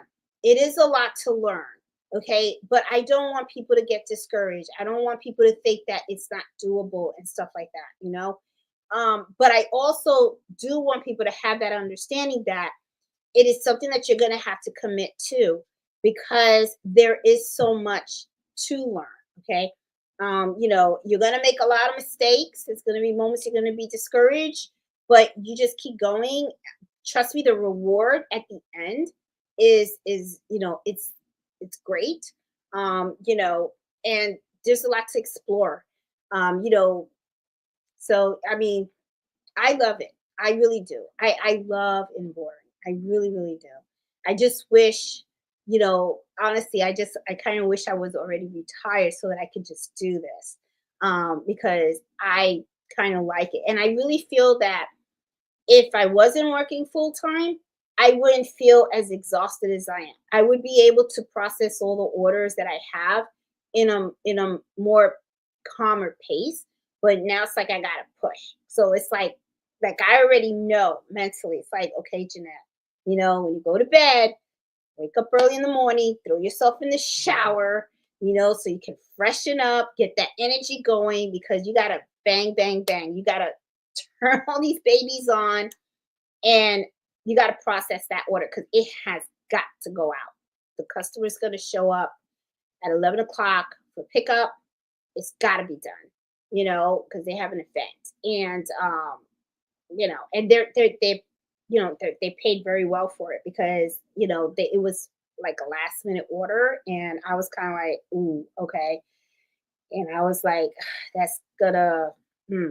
And they were like, we'll pay extra, we'll double, and I was like, oh, okay, so they're paying well, so I'm like, couldn't say no, and I was like, all right, I gotta do it. I'm gonna do it. So Mello be happy because that means that he'll get treated to a lot more bones than normal. Okay, because I was like, all right, because now that my husband's retired, I'm like, oh, now we're not fully on a fixed income, but he is okay. So, but I figured, hey, why not? I could use the extra cash and stuff. So, guys, I am gonna call it the night because seriously, I do have to get to bed. Because I want to get to bed early so that way I can really get as much rest as I possibly can. Because the plan is to get up at around. I'm hoping to get up like around 4 or 5 in the morning, so that way I can just or earlier if possible to just turn these machines off and get these orders out. And then I want to make sure I'm nice and refreshed and mentally too ready so that I meet with the two customers tomorrow, the golf bag and the doctor that needs all their doctor jackets and the nurses. He's coming with all the stuff for me to embroider. And I told both of them that I would have their orders ready for pickup on Sunday. So I got 3 big orders tomorrow. So yeah, so I got some work to do. And I am hoping to get everything done tomorrow because I need Sunday off. So I'm going to take Sunday off so that I can just relax.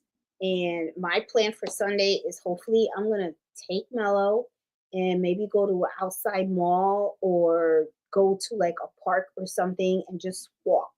Just walk and enjoy the fresh air and just relax. That's my plan for Sunday. I just want to relax and just breathe and enjoy. And then Monday, wake up at 3 o'clock in the morning and do it all over again, back in a rat race. So what can you say, So guys, like I said, thanks for spending Friday with me. I know I sound pretty exhausting right now, but it's going to be okay.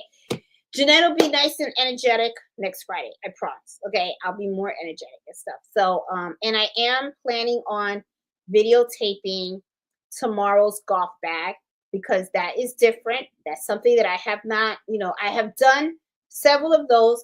I just never videotape that and put it up on the channel. So I want you guys to see how I do that. Because if you guys ever get an order on how to do a golf bag, now you'll know, so I'll show the whole golf bag, the type of golf bag and everything. And I'll show you the whole entire process of how I'm going to embroider it for the customer.